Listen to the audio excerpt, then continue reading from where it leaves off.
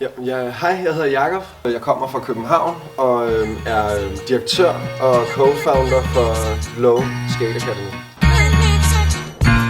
Hey yo, 9.1 wasn't a joke. Pistols blaze, young guns get lost in the smoke. There's a war going on between the rich and the broke. It's in the streets worldwide, overseas and under oath. From day one, man was flawed. We fall daily, no man is perfect, but we can keep working, fulfill our purpose before we're gone with the wind. Storing treasure for the final days, the focus on the end. Resolve the final place and I write. My mind stays in the light. It's praise of rhymes to ignite freedom. I'm feeling like it's all over. Standing in the cold to be reminded that I'm still breathing. And I'm leaving this state of mind that got me depressed. All the desires of the flesh, give put to rest and understand we can live free in harsh reality and shine light. When it's too dark to see, keep on. Ja, jeg er skater. Jeg kører på rulleskøjter og har gjort det i en meget lang periode. Jeg har en lang karriere bag mig.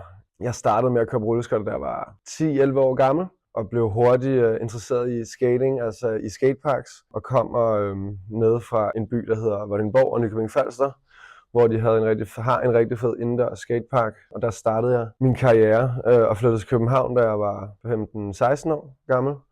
Og der tog det ligesom, gik det hurtigere, ikke? Tog det lige pludselig tilløb til at blive noget, som jeg havde drømt om i flere år. For da jeg startede jeg kom der i teenageårene, så blev jeg simpelthen bare ved, for jeg begyndte at få nogle sponsorater. Det startede med Eastpak herhjemme, og gik hurtigere videre til nogle internationale brands som Powerslide, som jeg kørte for i de første par år. Så blev jeg sponsoreret af et amerikansk firma, som hedder Remedy, som inviterede mig til det første verdensmesterskab, som blev afholdt i Nevada i en stor skatepark, der bliver kaldt Woodward, som er meget kendt, som de fleste kender. Og det var tilbage i 2007, så det er snart mange år siden.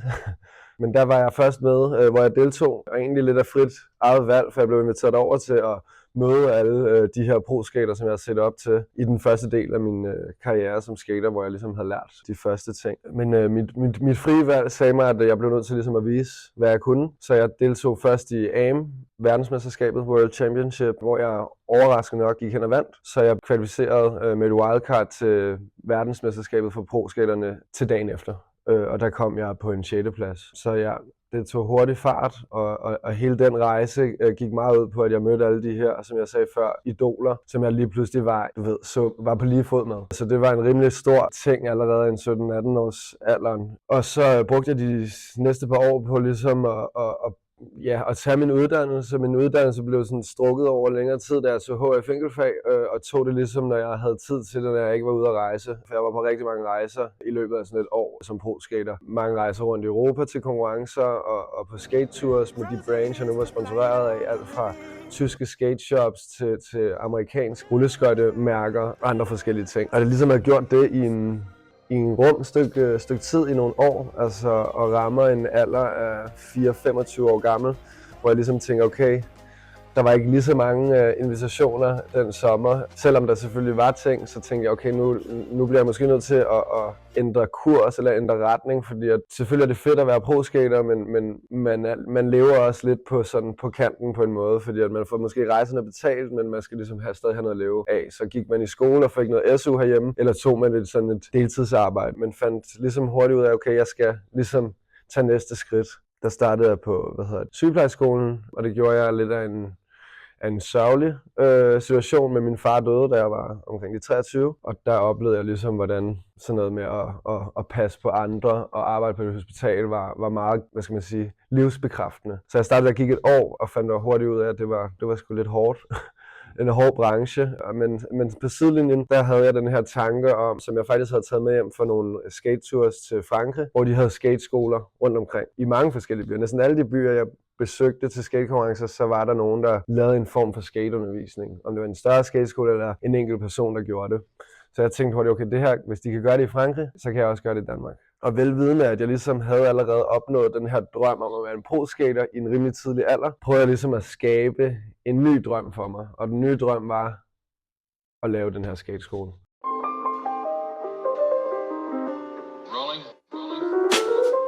Ja, og det har været en kæmpe, spændende, til tider også meget hård rejse, men Low Academy blev til af Altså både interessen i, at jeg stod i en situation, hvor der ligesom skulle ske noget nyt. Tanken blev rigtig meget til i ideen om, nu har vi skatet i så mange år. Og det er også det, der er fedt ved Low, at mange af de her instruktører, de har også skatet rigtig mange år. Så at bare lægge det på hylden, det kan jeg nogle gange føle sådan, virker lidt sørgeligt, fordi at så lægger man bare til hylden, så kan man lægge 10 eller 20 års skating på hylden for at gå ind i en ny branche. Så jeg var sådan lidt, hvordan kan jeg fortsætte med det her, og hvordan kan jeg give det videre til den nye generation? Så det sprang så rigtig meget af den nye generation, og også oplevelsen af, at især på aggressive tricks, rulleskøjter, inlines, den gang for små 10 år siden nu, virkede det ikke som om, at der var en ny generation, som kom bagefter min generation. Ja, jeg vil virkelig gøre noget for min elskede sport, jeg har gjort i så mange år, altså at få flere ind i sporten, få flere børn og unge mennesker til at se, hvad skating egentlig kan ved en. Og det er jo så det, vi har set hos Low, at med tiden har oplevet så mange succesoplevelser med børn eller unge mennesker, der ikke rigtig har vidst, hvor de skulle finde til rette henne, men har fundet sig rigtig godt til rette i skatemiljøet. For det kan bare noget specielt i forhold til, hvis man måske er lidt den person, der ikke lige fitter ind i fodboldklubben, eller i ungdomsskolen, eller hvor det nu end er, man har et tilbud som ung, men hvor man kan komme herind hos Low og få noget undervisning, og få nogle venner, og få nogle rollemodeller, som ligesom viser den sunde vej med skating. Ikke? Det første 1,5 år så jeg ligesom, at jeg kunne godt få det til at fungere på rulleskøjter, og derefter tænkte jeg, hvis jeg kan få det til at fungere, kan jeg så ikke også få det til at fungere på løbehjul og på skateboard. For skating kan så meget, og den er så positiv, og vi hjælper hinanden på kryds og tværs. Så hvis vi også kunne komme til bunds med denne her om, at det skal lige meget, om man kører på løbehjul, skateboard eller rulleskøjter, så den tanke kom ind i, okay, så lad os lave skateskole, hvor vi har flere grene indenfor. Og der var min partner på det tidspunkt, der kom med den, skal vi så ikke bare kalde det livet på hjul, Life on Wheels. Og meget kort efter fandt vi også på håndtegnet. Så der var jeg var solgt, jeg tænkte, okay, det her, det er for godt til at være sandt. De fleste af os, der ligesom er tilknyttet Low og har været her i lang tid, det er også nogen, der har mere end 10-15 år på banen med skating. Så der er altså en dyb viden, som jeg med sikkerhed kan sende min instruktør ud til, fordi jeg bare ved, at det ikke er nogen, der bare har skatet et par år og ikke lige kender alle de her uskrevne regler og alt sådan noget her. Så vi er nogle dygtige mennesker, som ikke kun har skatet rigtig lang tid, men også passioneret, og også passioneret for at lære videre. Fordi det var en kæmpe overraskelse også for mig selv, fordi at efterfølgende har jeg jo set, at det ikke er alle, der bare sådan naturligt kan tage deres løbehjul eller skateboard eller rulleskøjter og så lære det, de har lært for flere år siden. Ikke? Det er ikke noget, der sådan er en selvfølge, men det var en meget stor selvfølge for mig. Lige så snart jeg havde min første rulleskøjteelev, jeg var sådan, kiggede på ham på afstand, og lige pludselig kom det bare op til mig. Alle mulige stemmer i hovedet og sagde, du skal gøre det her, du skal fortælle om det her, det her, det her. Ikke? Og det er bare rart at se, at for nogen, så har de så meget passion, og især dem, som jeg arbejder med her hos Low, det er virkelig nogen, jeg kan se, de nyder at komme ud og undervise deres hold, om det så er voksne eller børn. Og de nyder at se den udvikling, det giver. Og det var egentlig også det, der var drivkraften for at gøre det fra inline skateundervisning til Low, fordi at dengang var det ikke en månedsløn, der var til at sige noget om, eller lønne mine instruktører en god timeløn eller sådan noget, men det handlede mere om de her succesoplevelser, vi fik fra forældre eller børn, der skrev ind til os og sagde, at du har ændret vores barns liv. Man kan tydeligt se, at et barn, som ikke rigtig føler, at han er god til noget, til lige pludselig at blive god til den her skatesport, det løfter dem altså totalt meget på det personlige aspekt, ja.